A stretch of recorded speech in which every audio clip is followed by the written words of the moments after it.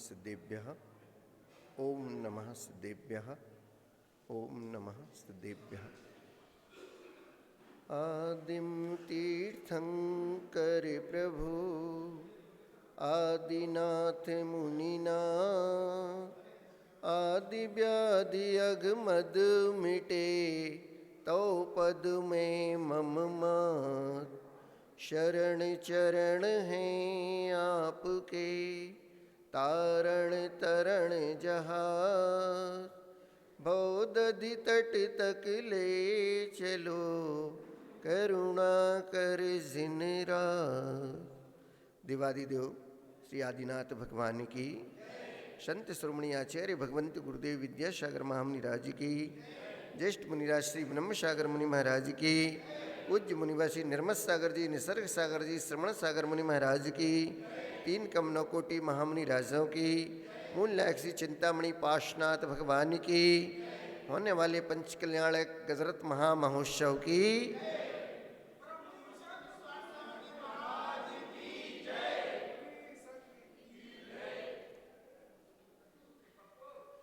प्रातःकाल उठकर दिन की शुरुआत अखबार के माध्यम से हुआ करती है, क्योंकि उनको मंदिर से भगवान के पूजन भक्ति से कोई भी सरोकार नहीं रहता।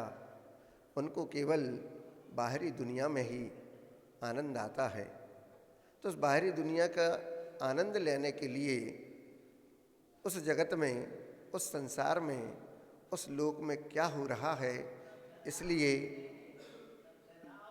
लोक पाहुड़ जिसको हम लोग कहते हैं, वह प्रातःकाल उनके हाथ में आता है और वह उसमें 2-2, 3-3 घंटे अपना व्यतीत कर दिया करते हैं। उसके बाद वह अखबार जो ताज़ी ताज़ी खबरें आपको दे रहा था वो बासा हो जाता है और वह बासा अखबार एक कोने में छोड़ दिया जाता है। होटल वाले के पास पहुंचता है तो वह उसमें कुछ अपना नाश्ता आदि देकर आपके हाथ में दे दिया करता है। और जब अखबार बासा होता है, पुराना हो जाता है, तो रद्दी के भाव बेच दिया जाता है। वह 2 पैसे का नहीं रहता फिर। लेकिन जब तक पढ़ा नहीं गया तब तक तो मूल्यवान है। ड्राइंग रूम में, बैठक रूम में रखा रहता है। पढ़ने के बाद बासा हो गया, रद्दी के भाव बिक जाता है, फिर उसका कोई मूल्य नहीं रहा करता है। कभी कभी रास्ते गली में पड़ा रहता है, पैरों के नीचे भी आ जाता है। लेकिन जैसे ही वह अखबार का टुकड़ा आपकी जिनवाणी के ऊपर कवर के रूप में चढ़ जाता है, तब वही अखबार का टुकड़ा जो 2 पैसे का नहीं रहता है, पैरों में आ जाता है, पड़ा रहता है, वह सिर पर चढ़ जाता है। कहने का भाव ये कि जैसी संगति आप प्राप्त करेंगे उस प्रकार का फल आपको प्राप्त हुआ करता है। ऐसा आचार्य भगवंत पूजपा स्वामी जी इष्टोपदेश ग्रंथराज में कह रहे हैं कि अज्ञानोपास्तिरज्ञानम ज्ञानम ज्ञानी समाश्रय ददाति यत्तु यस्यास्ति सुप्रसिद्ध मिदम वचः। अर्थात आचार्य भगवंत पूजपा स्वामी जी इन पंक्तियों में बहुत ही सुंदर नीति की बात कहते हैं कि अज्ञानी की उपासना आप करेंगे, उसकी संगति करेंगे, तो उस प्राणी को अज्ञान के अलावा और कुछ प्राप्त नहीं होने वाला है। तथा ज्ञानी की उपासना करेंगे तो उस ज्ञान से आपका बहुत कुछ भला होने वाला है। आप उनसे ज्ञान प्राप्त करेंगे, क्योंकि जिसके पास जो कुछ है वही तो आपको प्रदान करेगा। अज्ञानी की संगति में अज्ञान सीखेंगे, चोरी सीखेंगे, हिंसा सीखेंगे, झूठ, कुशील आदि आदि। हम उनकी संगति में रहकर व्यसनों में लिप्त होंगे, क्योंकि वो व्यसनी व्यक्ति है। लेकिन हम साधु संगति करेंगे, सज्जनों की संगति में रहेंगे, तो अच्छे आचरण में रहेंगे, तब हम भगवान की पूजन भक्ति, दया, करुणा, वात्सल, प्रेम, इन सबको सीख पाएंगे, अपने जीवन में अवधारण कर पाएंगे और जाकर अपना भी और दूसरे का भला कर पाएंगे। इस भीषण ठंडी में जो भी हम घर से बाहर निकलते हैं, देखते हैं कुछ निर्धन व्यक्ति भी हैं, गरीब व्यक्ति भी हैं, अपाहिज व्यक्ति भी हैं, जो सड़क के किनारे रहते हैं, झोपड़ी में रहते हैं, क्या उनको ठंडी नहीं लगती? लेकिन हमारे अंदर अगर दया करुणा है तो हम अपने कुछ पुराने वस्त्र भी उनको दे सकते हैं। हम नया खरीद कर दो ये नहीं कह रहे, लेकिन जो आपके पास रखे और आपको पहनना नहीं है, जिसको आप परिग्रह के रूप में स्वीकार नहीं करते, वो तो अंबार लगे रहते हैं। लेकिन जितना ज़्यादा होगा धन, जितना ज़्यादा होगा परिग्रह, उतना ज़्यादा हम बड़े आदमी कहलाएं। तो आचार्य भगवान कहते हैं कि जिसके पास जितना ज़्यादा धन, उतना ज़्यादा उसको विकल्प, उसका ज़्यादा उसका पाप, क्योंकि बगैर पाप के धन का अर्जन नहीं हुआ करता है। लेकिन उसको अगर हम दया के क्षेत्र में, दान के क्षेत्र में लगा देते हैं तो वही हमारा पाप पुण्य के रूप में परिणत हो जाता है। जैसे कहते हैं कि ब्लैक मनी को अगर वाइट करना है तो प्रभु चरणों में आ जाइए, दान करिए और भगवान की पूजन भक्ति करिए। जो 7 स्थान दान के कहे गए उसमें लगाएंगे तो निश्चित ही आपका भी कल्याण होगा और पर का भी कल्याण होगा। तो जिसके पास जो वस्तु होगी वही वह प्रदान करता है। आप लोग उसका अनुभव भी करते हैं। वर्तमान में आज हर घर का बच्चा हो, वो चाहे बहनें हों, बेटियां हों, सब बाहर पढ़ने के लिए गए हैं। अब वहाँ जाकर वो क्या पढ़ रहे हैं, क्या कर रहे हैं, आपने कभी भी पता करने का प्रयास नहीं किया। और किया भी है तो 1-2 दिन को गए, देखा है और वापस आ गए। पापा 5,000 रुपये चाहिए। किस लिए चाहिए? अभी फीस भरना है। पिछले हफ्ते तो फीस भरी थी, वो दूसरे सब्जेक्ट की थी, इस बार दूसरे सब्जेक्ट की फीस भरना है। पुस्तक चाहिए, ट्यूशन कोचिंग अलग लग गई है, उसका पेमेंट चाहिए। पिता तो अपना दिन रात मेहनत करके जमा पूंजी इकट्ठी करते हैं, आपको एक साथ दे देते, चलो बेटा पढ़ ले, हमारी बेटी अच्छा पढ़ ले। लेकिन वहाँ जाकर किस कार्य में लिप्त हो जाते हैं, जाके देखिएगा, पता कीजिएगा। भोपाल में हम लोग चातुर्मास कर रहे थे जब आचार्य भगवान के चरण सन्निधि में, वहाँ जाकर देखा, क्योंकि शाम के समय मुनिराज तो कमरे के अंदर हो जाते हैं, लेकिन ऐसे लोगों की दुनिया शाम को 7 बजे से प्रारंभ होती है, रात के 2-2, 3-3 बजे तक पार्टियां चलती रहती हैं। तब वह जाकर मालूम पड़ता है कि ये कोचिंग हब थे या फिर सुसाइड हब बन जाते हैं और वहाँ पर व्यसन आदि व्यक्ति करना प्रारंभ कर देता है। गए थे तो हम ज्ञान की खोज में, लेने गए थे ज्ञान, पढ़ने गए थे अच्छा, लेकिन वहाँ पर जाकर अपने जीवन को हम कितना अच्छा बना पाए। वर्तमान में जब वही बेटियाँ, वही बेटे घर में वापस आते हैं और हम लोगों के साथ कुछ उनका उठना बैठना होता है, ज़्यादातर तो चौके में ही देखना होता है कि किस प्रकार से उनका वार्तालाप होता है, कितना आचरण के रूप में उनके जीवन में वो कुछ ज्ञान अवधारित हुआ है, कितना वो जानती हैं, ये सब हम लोग को समझ में आ जाता है। आपका नमोस्तु करना, आपका शुद्धि बोलना, आपका आहारदान देना, कुछ भी आप क्रिया करते हैं, उससे साधु समझ जाता है कि आप कितने पानी में हैं, कितना आपने उस सत्संगति का लाभ लिया, कितना आपने उस व्यवहारिक ज्ञान का भी लाभ लिया। ना तो आपके पास आध्यात्मिक ज्ञान है, ना व्यवहारिक ज्ञान है, तो जीवन आपका कैसा होगा?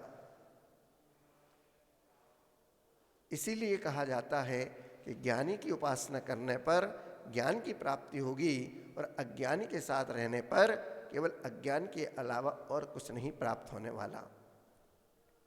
2 तोते थे, बहेलिया ने उनको पकड़ लिया, जंगल में गया, शिकारी ने जाल फैलाया, 2 तोते एक माँ के पेट से उत्पन्न हुए और वो शिकारी के जाल में फंस गए। शिकारी ने बाजार में जाकर उनको बेच दिया। देवयोग से उस दिन उसके सारे तोते बिक गए। अब पुनः वो जंगल में गया शिकारी, उसका यही काम था, जंगल में जाता, शिकार अपना जाल फैलाता, तोतों को पकड़ के लाता, बाजार में बेच देता। ऐसा करते करते उसका जीवन चल रहा था कि एक दिन कुछ वर्षों बाद पुनः वो तोते जो पूर्व में उसने पकड़े थे और बाजार में बेचे थे, वह पुनः उसके जाल में फंस जाते हैं और वो मनुष्य की भाषा में बात करते हैं दोनों तोते। और जब उसका मूल्य पूछा गया बाजार में, तो एक तोते का मूल्य तो उसने 5,000 रुपये बताया और दूसरे तोते का मूल्य 500 रुपये बताया। लोगों ने कहा कि तोते तो दोनों एक से हैं, पर एक का मूल्य 5,000 और एक का मूल्य 500 रुपये क्यों है? बोले आप इनकी भाषा सुन लीजिए, बात सुन लीजिए, वार्तालाप कर लीजिए, तब आपको स्वयं मालूम हो जाएगा कि दोनों तोतों में मूल्य में इतना अंतर क्यों है। पूछा गया, वार्तालाप किया लोगों ने, मारो, काटो, बचने ना पाए, देखो सब कुछ छीन लो। जिसने भी सुना ये शब्द, उसको बड़ा आघात लगा कि कहाँ तोते तो मीठी आवाज़ में बोलते हैं, राम राम बोलते हैं, कहाँ इस प्रकार के कर्कश वचन बोल रहे हैं। दूसरे तोते से वार्तालाप की तो उसने कहा, आइए, पधारिए, आपका स्वागत है, अतिथि देवो भव। आप जलपान लेंगे, आप शीतल छाया में बैठिए, अभी गुरु महाराज आते हैं। जिसने भी इन वचनों को सुना, उसका हृदय गदगद हो गया। अब समझ में आया कि एक तोते का मूल्य 5,000 क्यों है और दूसरे का 500 रुपये क्यों है। 5,000 वाले तोते को हर कोई लेना चाहता है, लेकिन 500 रुपये वाले मूल्य के तोते को कोई नहीं लेना चाहता है। क्यों नहीं? कोई कर्कश भाषा शैली, वचन वर्गणाएं उसकी शुद्ध नहीं है। क्यों नहीं है? क्योंकि जिस तोते को पूर्व में उसने बेचा था, उसको एक चोर अपने घर ले गया था और वहाँ जाकर उसकी शब्दों की शैली, उस शब्दों को, उस भाषा को इस तोते ने सीख लिया था, क्योंकि उसको वहीं माहौल मिलता था। चोरी करना, मारना, हड़पना, किसी को छोड़ना नहीं, आदि आदि। तो जो वार्तालाप होती वो तोते ने भी सीख ली। दूसरा तोता साधु महाराज के आश्रम में पहुंच गया था, तो वहाँ पर जिस प्रकार का वार्तालाप होता, जो आचरण होता, उसको उसने सीख लिया। तो कहने का तात्पर्य यही कि जैसी संगति आप करेंगे वैसा आपको मिलेगा। दुर्जन के साथ रहेंगे तो आप बुरी संगति में रहने के कारण बुरी बातों को सीखेंगे, और अच्छी संगति में रहेंगे, सज्जनों की संगति में रहेंगे तो आप बहुत अच्छी बातों को, अच्छे आचरण को सीख पाएंगे। जैसे कि आचार्य भगवंत कहते हैं कि बच्चा अगर बुरी संगति में फंस गया है तो उसकी उन्नति का मार्ग अवरुद्ध हो जाता है। आप बच्चे को डांट फटकार करके सुधारने का प्रयास करते हैं। बड़े बड़े महापुरुष भी उस संगति के अभाव में अपना जीवन खो चुके होते हैं, लेकिन जिन्होंने उस संगति का लाभ ले लिया, उसका जीवन सुधर जाता है, आगे बढ़ जाता है। वह ज्ञान की बातों को भी अच्छे से सीखकर अच्छा बन जाता है। व्यक्ति होटलों में भी चला जाता है, बच्चे अपने रहते हैं और भी व्यसनों में फंस जाते हैं। पंजाब में सबसे ज़्यादा आप देखिए, ड्रग्स की आंधी सारे पंजाब को तहस नहस कर गई। जिस पंजाब को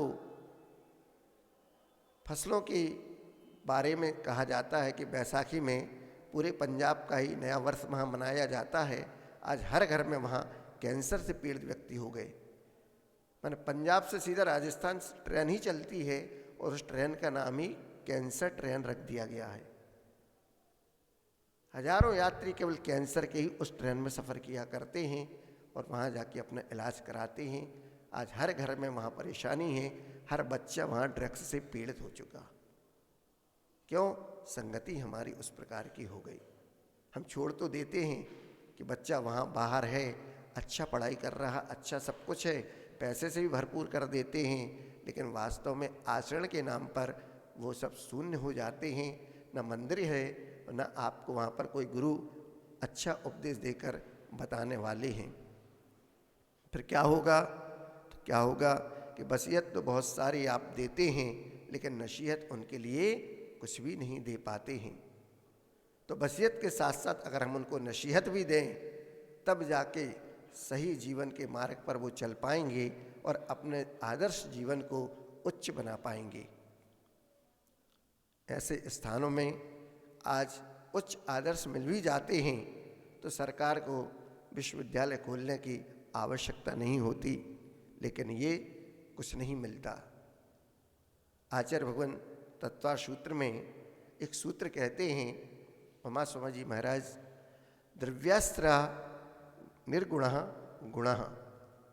जो द्रव्यों के आश्रित रहते हैं वो गुण हैं, और वो गुण स्वयं में निर्गुण हुआ करते हैं, अर्थात गुणों में गुण नहीं रहते। आजकल कुछ विद्वान ऐसा भी अर्थ करते हैं कि गुणी के द्रव्य के आश्रय से निर्गुण द्रव्य भी गुणी बन जाता है, तथा ऐसा भी कहते हैं कि द्रव्य धन के आश्रय से निर्गुणी अर्थात अज्ञानी भी ज्ञानी बन जाता है। वह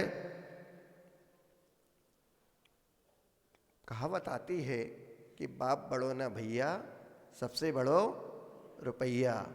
आपके पास ज्ञान नहीं है, लेकिन धन अगर अधिक है तो उस धन के माध्यम से आप भी ज्ञानी बन जाते हैं, भले आपके पास कुछ भी ज्ञान नहीं है।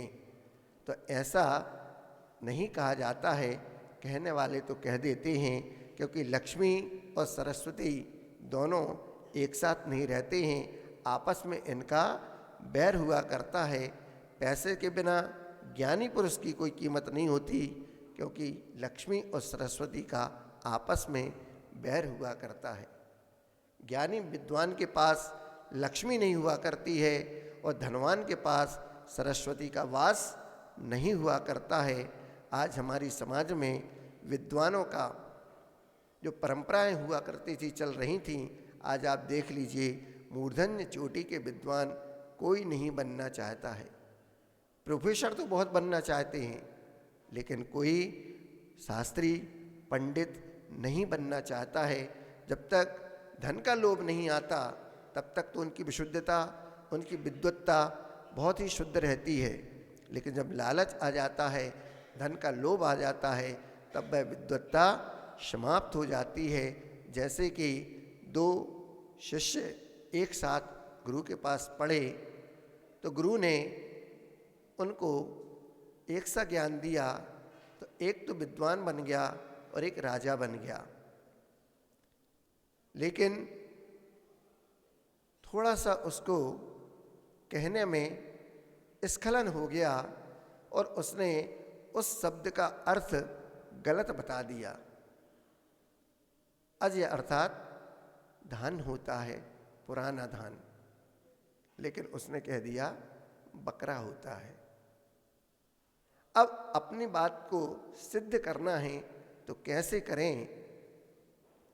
तब जाकर गुरु माँ ने कहा उस राजा के से कि वो आपके पास न्याय मांगने आएंगे तो आपको साथ देना है, नहीं तो मेरी दक्षिणा व्यर्थ हो जाएगी, आपको उसको बचाना है। तो ऐसा कह के जब दोनों ने एक साथ अध्ययन किया था, जब ये बात हुई, उसने कहा चलो मेरे साथ वाले ने भी तो ऐसे ही पढ़ा है, हम उससे न्याय करा लेते हैं। और जब वहाँ पर पहुँचे तो उसने गुरु माँ के कहने पर झूठ बोल दिया, साथ दे दिया गुरु माँ का कि हम अपने साथी भाई को बचा दें, गुरु भाई को। लेकिन जैसे ही उसने झूठ बोला तो वह कहाँ गया? 7वीं नरक में। कहानी आप सबको पता है। तो ऐसे कि हम प्रोफेसर तो बनना चाहते हैं, लेकिन विद्वत पंडित नहीं बनना चाहते, क्योंकि धन का लोभ आ जाता है तो हमारी विद्वत्ता, शुद्धता नहीं रहती और लालच आने से विद्वत्ता समाप्त हो जाती है। इसलिए पूज्यपाद स्वामी भगवान ने यह श्लोक बहुत ही सोच समझकर बनाया है कि जो वस्तु जिसके पास नहीं है वह दूसरों को कैसे दे सकता है? कभी नहीं दे सकता है। गुरुदेव से आप मांगते हैं तो वो क्या दे देते हैं? आप उनकी सत्संगति करते हैं, उनके पीछे चलते हैं और मांगते हैं, तो कृपा करके गुरुदेव क्या देते हैं? अरे पीछे और कमंडल दे देते हैं, दीक्षा का दान दे देते हैं और जाके अनुमोदना करते हैं। फिर जाके आप भावना भाते हैं तो विनम्र सागर मुनिराज सत्संग सहित आपके नगर को भेज देते हैं। वो आते हैं नगर में तो आप अपना कार्य संपन्न कर लेते हैं, क्योंकि आपका तो स्वार्थ लगा ना, हमारा मंदिर अच्छा बन जाए, हमारे यहाँ भगवान विराजमान हो जाएं, प्राण प्रतिष्ठा हो जाए, और क्या चाहिए। तो ये स्वार्थ तो होना चाहिए। ये सज्जनों की संगति जब करेंगे तभी तो आएगा, नहीं तो अभी तक क्यों नहीं हुआ? क्योंकि सज्जनों की संगति नहीं मिली, और जब मिली तो फिर हाथ से नहीं जाने देंगे। इस मौके को हम पूरा भजाएंगे, क्योंकि बनिया तो वही है ना जो भगे भूत की लंगोटी भी पकड़ के रखता है, छोड़ता नहीं है। तो महाराज बड़े पुण्य के उदय से, शादी से पुण्य कर्म के उदय से हम सबको यह सौभाग्य मिला है, तो अब ये मौका तो नहीं छोड़ेंगे। भली सो रहे थे लेकिन अब जाग गए। और जो कहावत है ना कि 100 ठग का एक ठग, तो इसलिए कल विनम्र सागर महाराज जी ठगे गए। बात बिल्कुल सही है। आपकी भक्ति ने, आपकी उत्साह ने, आपकी सारे उस सामाजिक एकता ने मुनि महाराज का हृदय आपके बस में कर लिया। तो मुनि महाराज जो किसी के पकड़ में नहीं आते, उस कल स्वयं कह रहे थे कि हमारे लिए तालबेट वालों ने ठग लिया। तो ऐसे ठगों की तो प्रशंसा हम भी करेंगे जो भक्ति भाव के साथ प्रभु भक्ति में लीन है, गुरु चरणों में लीन है और मुनिराज के हृदय में अपना स्थान बना चुके हैं।